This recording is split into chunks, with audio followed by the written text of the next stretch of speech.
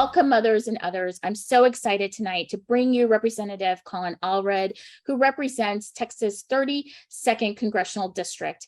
He's joining us here tonight. I met Colin a few times recently, met him this summer at the Texas Democratic Convention, and also had the honor of bumping into him at Trib Fest recently. So your district, Colin, represents areas of Dallas, Richardson, Mesquite, Balch Springs, Plano, and Addison. And thank you so much for agreeing to spend some time with us here at Mothers Against Greg Abbott. Yeah, thanks, Nancy. You should be so proud, as I told you when we met at the convention. I think of what y'all have done together. I think it's incredible. So thanks for having me. Yeah, thank you. I know I was like so excited to meet you again. And when we saw you at Trib Fest, it was great to run into you. So we have very limited amount of time with you tonight. So let's just hit it. But I just kind of want this to be a really casual conversation between the both of us because we met a few times, we're friends, and we really need to talk about what we need to do as Texans around better messaging around all of the great things that honestly we have done for all Americans since Joe Biden has been in office. And so let's hit that. So can you tell us, let's start at the top. We passed so many great things for Americans and especially for Texans.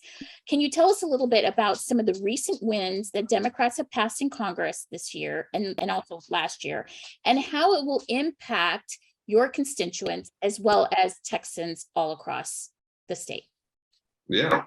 Well, I think we've had an incredibly productive couple of years, and to be fair and to being as kind of objective as possible, we've passed the most consequential legislation, I think, in the first 2 years of the presidency since LBJ.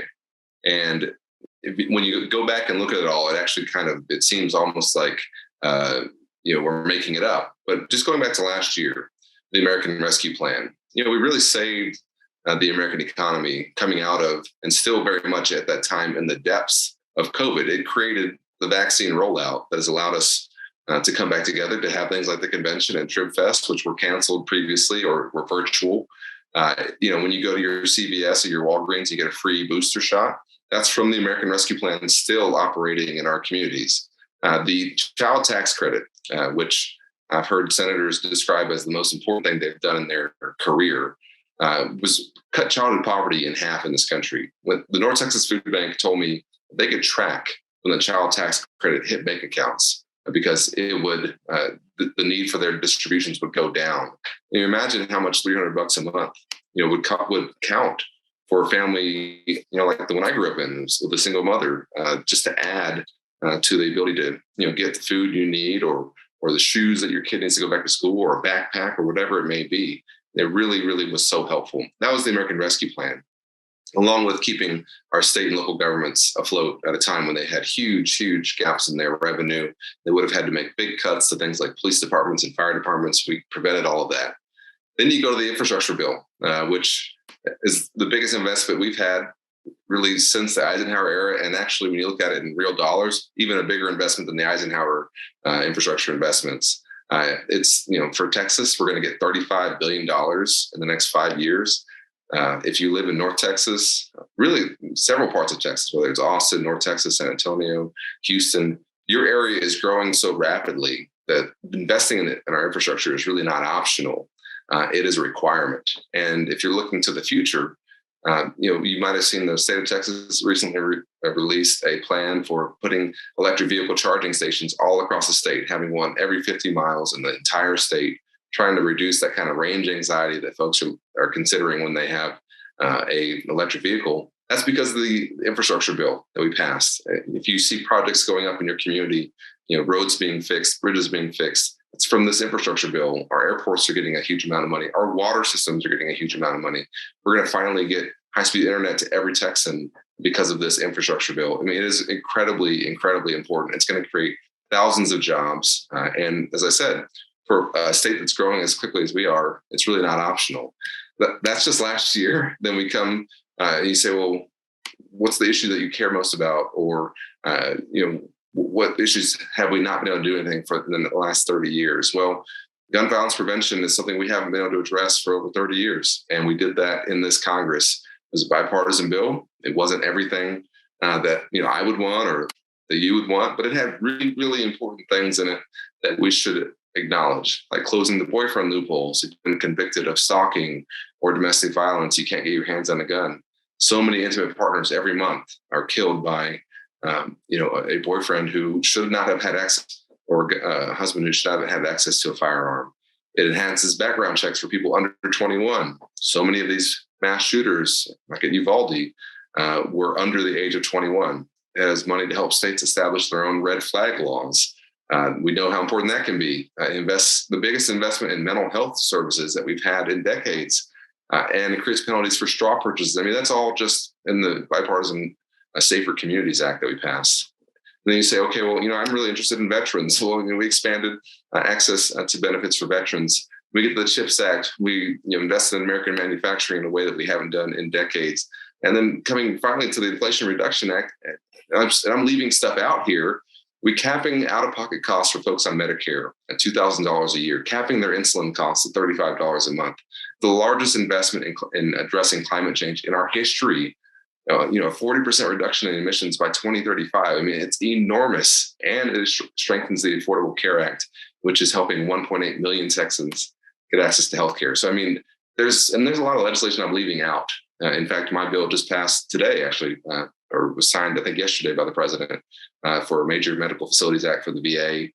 It's building a couple of really important centers, construction projects in VA hospitals here in Texas, including a spinal injury cord center here in Dallas. I mean, it's been so productive. And I think that we've shown that when you give Democrats majorities, we'll pass really important legislation. I wish we could have done voting rights as a voting rights lawyer, but if we can get a couple more senators, we'll come back and do that too. What do you think you'll be able to do for your district if you win election, this next round, and what are your plans on what you could do for your district this time around? Yeah, well, there's a lot that we need to do. I mentioned voting rights, and I still think that protecting our democracy has to be number 1A or 1B of the issues that we have going forward, because all of our prosperity, all of our ability to do any of the things that we care about is based on our democracy. And we've seen that under attack here in the state of Texas, really like never before. And I say that advisedly as an expert in this, as a voting rights lawyer. I'm not making this up. If you just look at the last election in Texas, the primary election, we had nearly a 13% rejection rate on mail-in ballots. That's folks who mailed in their ballots and thought that their vote was going to count. 13% of them, or 12.5% actually, were rejected. And that's versus a 1% rejection rate in the last election. And that's because the state of Texas changed the laws around mail-in voting, because they think that the election in Pennsylvania might have been fraudulent for Donald Trump. I mean, it doesn't make any sense. And even Donald Trump's attorney general said that it was all quote BS. Right. So we know that that's not a realistic reason to make it a bit more difficult to vote. And that's on top of all the other laws that make Texas, unfortunately, the hardest state in the country to vote. We did have, for the first time in our history, not have a peaceful transfer of power in the last presidential election. And I'm very concerned about the next one. But we also know that we have a lot of work to do to make sure that we can lower costs for folks still. I know that inflation and the cost of everything is an issue. I mean, I was raised by a single mom who's a Dallas public school teacher. We don't pay our teachers enough. It wasn't like we were living high on the hog. We had a lot of difficult times. I know that when small increases happen in costs, it really impacts folks. Most of what's driving our inflation are global trends that we are not able to address at the moment. But there are things that we can address, like addressing your costs in areas that we can control. And that's what we're trying to do around healthcare. I mentioned what we did in the Inflation Reduction Act to reduce the cost of your healthcare. The first time ever that Medicare is going to be negotiating drug prices. That's going to help lower costs for everybody. We also want to do it, I think, in really critical areas that matter to me, like childcare. As you probably know, my wife and I have had 2 boys in the last 4 years. I can't believe how hard it is to raise children in this country. I was the first member of Congress to ever take paternity leave. I didn't know that I was when I did that, but I actually was. And I think everyone should have paid leave. And I think we should cap the cost of childcare at 8% of your income, which is what we're trying to do in the Build Back Better bill. We should make pre-K universal and lower that age to even 3 where we can, because those early years, as you know well, and as the moms on here know well, those early years are so difficult for working parents. Those costs are consuming families right now. And if you want to talk about battling inflation, one of the best ways to do that is to control costs where you can and get costs under control where you can. And I can't think of any better place to do that than with working families. Yeah, you're so right. And that's why we need you in office, because you can do the good work for working families, because you've been there and you have a mom who worked really hard and had times of struggle. And so you know what it's like. And not too many people do. I mean, a lot of people get elected into Congress. It's something that you get to do a lot of times because you're already wealthy, independently wealthy. And so we somehow need to change that tone in Congress somehow. It needs to be like people, just regular people should be able to run for office and win. So I have a question. I'm really excited about tomorrow, Colin, because the January 6th hearing is going to be on TV tomorrow. And I'm really excited about that. So what was it like for you on January the 6th? And what is your experience? And how are you feeling about the hearings that are coming up and what we're able to do to protect our democracy? Yeah, I think the hearing tomorrow is going to focus on how the former president knew about the violence that he was directing to DC and that he summoned and then lit the match of. And I think in many ways they've proven the case in terms of the culpability of the former president. And, I've worked in a prosecutor's office. I know how difficult these cases are to prove in many cases. But, if you can get away with doing this, then I think we should change the laws. You should not be able to try and overturn an American election and have that go without some kind of punishment. People died that day. And I know I was there. I was on the House floor on January 6th. I'm a member of House leadership. And at the time, we were still having COVID protocols. So we were limiting the number of people, at least on the Democratic side, the Republicans weren't, who were on the floor so we could have spacing. If you think back to January 6th of 2021, most folks weren't even leaving their house still. But we were there, along with the different state delegations that were going to be challenged, beginning with Arizona. And I saw an Arizona congressman challenge the result. And then I saw, unfortunately, our senator, Ted Cruz, join him in that challenge, which at the time I thought, what does Ted Cruz know about the voting that happened in Arizona? He knows nothing about it. He's not, we should be focused on Texas and helping Texans. And here he is objecting to the election results in a different state. And, we filtered out, the Senate went back to the Senate side, the House stayed on the House side. And we had a couple of hours of debate. And I started receiving texts from my chief of staff and my wife asking me where I was and how I was doing. And I was a little bit surprised because I thought, well, I'm on the House floor. I'm in one of the safest places in the country outside of the White House. You have to be a member of Congress just to walk on the House floor or have special authorization. But of course, they were seeing on the TV, a mob of rioters and thugs attacking police officers and storming the Capitol. And they knew that I was at the heart of it. And I was one of the, younger members of Congress. I'm also the only former NFL linebacker in Congress. So when anything physical happens, I think folks look to me.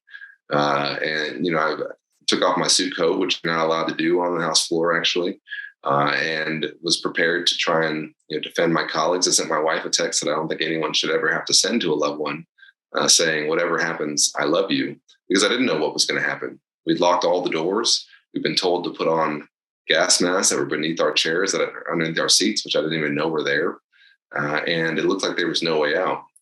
Eventually, we did find a way out. But I feel really strongly about this, Nancy. The most important thing that happened on January 6th was not the thugs and rioters who broke into the Capitol.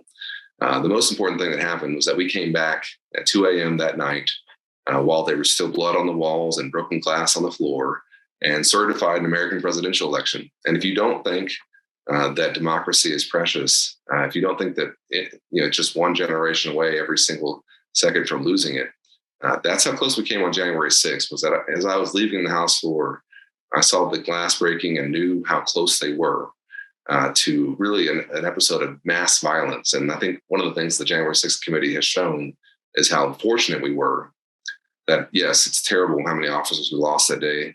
Hundreds were injured. I have friends in the Capitol Police. They are still not okay mentally or physically from what happened that day.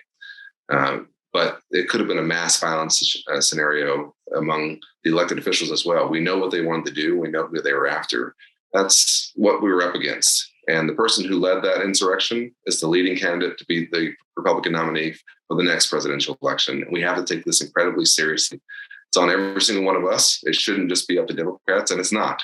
There are Republicans of goodwill who understand that this is a dangerous time. I'm friends with folks like Liz Cheney, who I think can testify to that. We need to come together as a pro-democracy coalition and understand we have to defeat this really pernicious idea in our democracy. Absolutely. So we had quite a few Texans that participated in that insurrection. I mean, I'm talking to you, Chip Roy. Some of these folks that are Texans, it's just deplorable. I mean, I don't even know what to say about them. But what would you say about some of these Texans that did support Trump and did support the insurrection? What would you say to them? Well, listen, I have some friends among our Republican delegation. I think that we have some good people who are Republicans who are, from our congressional delegation. And, for example, the bill that I just passed yesterday, I guess, Jake Elsie from my area was my Republican co-lead on that. And I wanted him to join me in that because I thought that we agreed on helping veterans. So it's not like it's on every issue. But the most disappointing thing for me has been people who I know better, who I know understand that this is incredibly dangerous for our country, who I know don't actually believe the lies that the last election was stolen, who are going along with it anyway, because they're afraid that they're going to lose their next primary election. And to me, that's not a legitimate reason to not stand up for the Constitution and for our country. I mentioned Liz Cheney.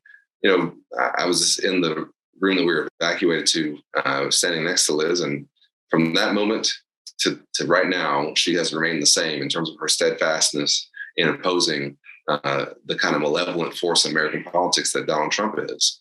And she's done that at great political, to her great political detriment, right? She lost her primary, by a lot of points. She's not going to be coming back to Congress next year, but she has kept her dignity and she has protected the Constitution. And I wish that more of my colleagues, particularly from the Texas delegation, who I know are good people, who have served our country in uniform, who I know don't believe, who might disagree with me, for example, on certain policies or on the role of government or fiscal policy or things like that, but who don't believe in this. I wish they would speak up more, and we need them to, because the time is coming when I think we're going to be facing our greatest challenges actually still ahead of us. Absolutely. So I'm going to ask you two more questions and I'm going to let you go. So the next question is this. First of all, I saw you at the Texas Democratic Convention and you were so inspirational to so many young people that are running for office, including, of course, all of our Texas Young Republican Democrats and all of those organizations. You're very inspirational to them. You're very supportive of them.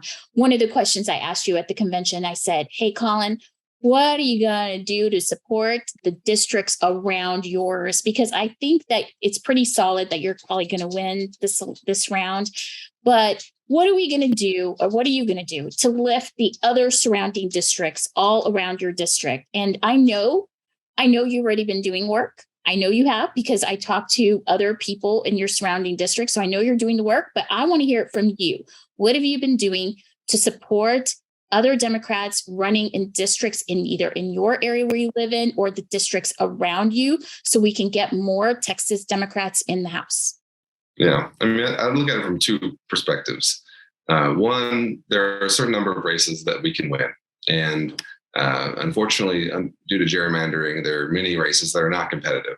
And even though we might have a great Texas Democrat running in that race, it's very unlikely to almost impossible that they'll win. That doesn't mean that the voters in that district shouldn't be contacted, that we shouldn't still try to bring them out. In fact, one of the goals of gerrymandering is to suppress the vote so that folks feel like it doesn't matter if I go vote because my district is going to go a certain way. A lot of folks remember how great we did in 2018 in terms of Vallejo losing by 2 points to Ted Cruz.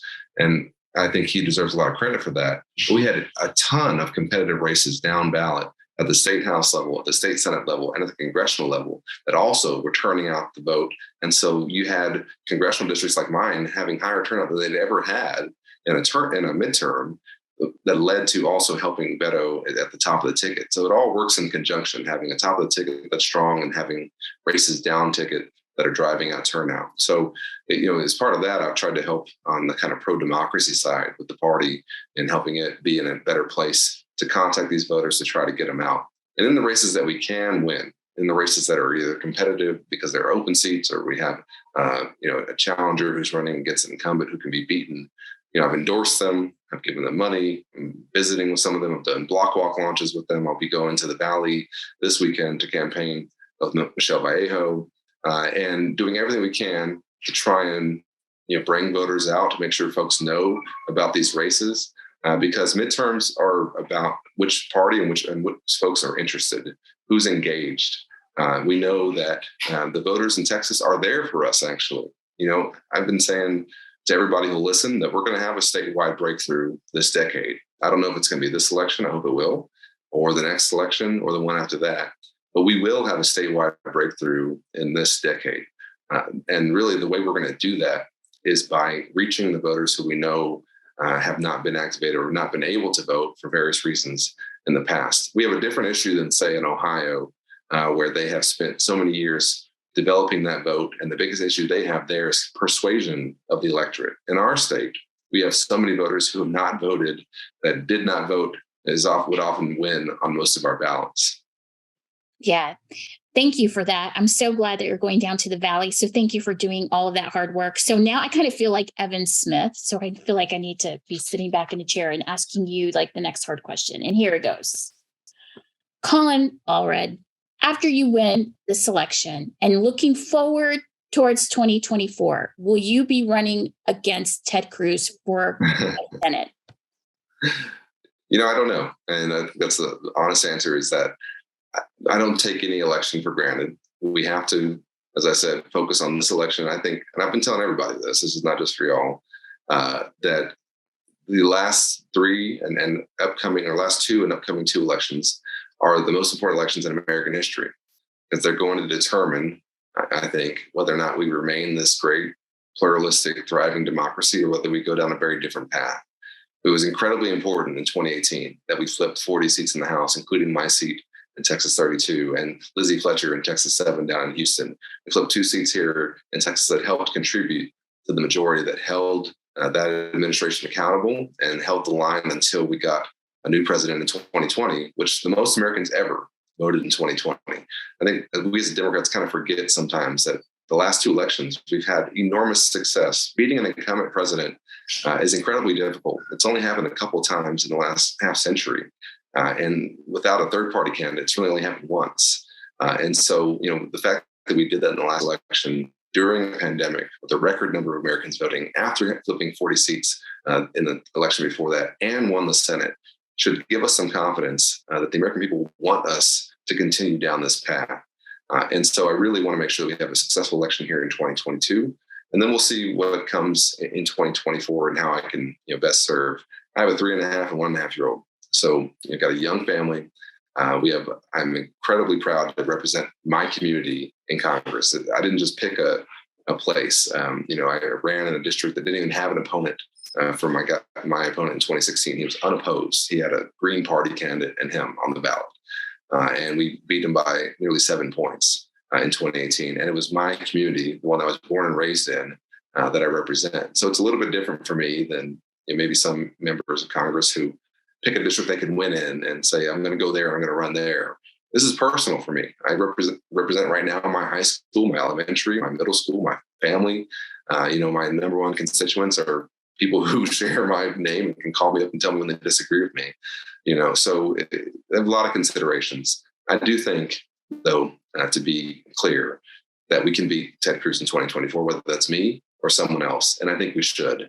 I think his arrogance and his callousness towards the state that he showed, for example, when he left during this freeze and decided to go on vacation down to Mexico, is perfectly encapsulated somebody who I think has not had the interests of Texans in mind. And when anybody thinks about it, whether Republicans, Democrats, or independents, they think about whether or not Ted Cruz has their back or his back. Everybody knows the answer to that question. They know he's looking out for himself, not for Texans, and we can do better than that.